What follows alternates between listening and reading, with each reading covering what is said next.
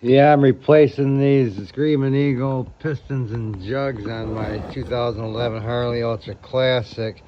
You can see there's a little bit of rubbing going up and down on that one side there, and then that side there's the worst. And here's the piston that came out of it.